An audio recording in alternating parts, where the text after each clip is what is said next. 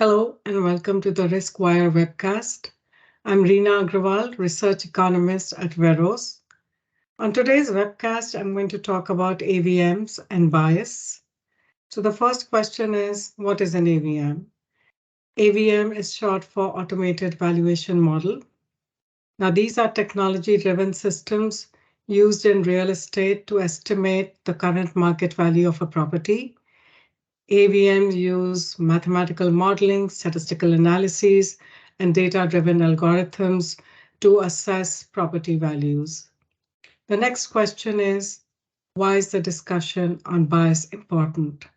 Bias in access to credit or homeownership based on ethnicity or race has resulted in minority communities facing a disadvantage in their capacity to amass wealth and equity. Hence, we need to ensure that property valuation methods are free from such biases. The discussion on racial biases within the housing sector began mainly in the context of biased appraisals. Now, appraisals are done by appraisers and involve human assessment, and therefore may be subject to some conscious or unconscious bias. But what about AVMs? Can AVMs be bias-free? I have personally done research on this topic, and here are some key points that I'd like to share with you. First and foremost, AVMs use a lot of data to determine home values, but they do not utilize any data pertaining to protected classes such as race, color, religion, national origin, marital status, and age. Neither do they include any proxy variables.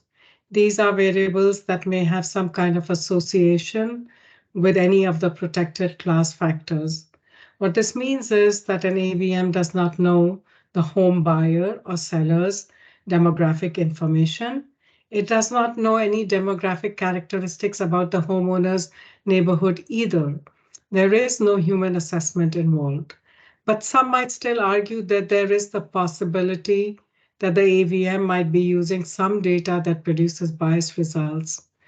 So we tested our in-house AVM, the VeroVALUE AVM, to check if it was bias-free. We conducted two different studies to test this. In the first study, we analyzed three different aspects of our AVM.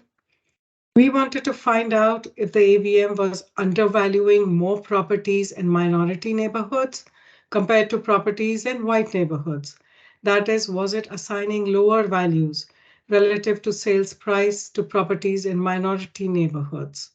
On the flip side, we also tested if our AVM was overvaluing a larger percentage of properties in majority white neighborhoods.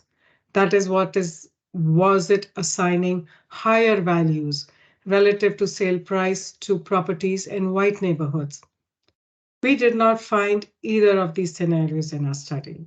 And we conducted these tests in 5 major metropolitans across the United States. We also tested the accuracy of our AVM in majority white versus majority non-white communities, and we found that the AVM was no less accurate in minority communities. In our second study, we tested if historical redlining was so deeply entrenched in the data we use that our AVM's results were inherently biased. We tested if the mere location of a home in a historically redlined area rendered its value lower. Here's what we did. We identified neighborhoods that included historically redlined and non-redlined areas adjacent to each other. Then we accounted for differing physical attributes of homes, such as lot size, living area, the number of bedrooms and bathrooms. We found that homes were assigned comparable values by our AVM. It did not discriminate against homes that were located in historically redlined areas. So yes, AVMs can be free from racial bias and the impacts of historical redlining. They can be used as an accurate and fair tool in home valuations.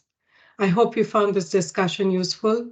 Do go to our website, www.veros.com, and check out our reports if you are interested. Thank you for listening. See you next time.